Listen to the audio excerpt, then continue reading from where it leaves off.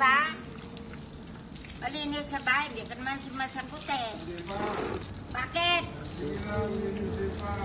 Oh, malinis na yung kutsi mo. Nababasan ako eh.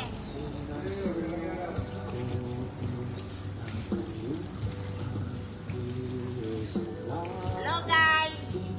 Maglinis tayo ng motor para maganda yung motor, matanggal yung mga putik-putik dito kasi lagi pumupunta ito sa putik eh. Ay, ako. Hello guys. Thank you guys.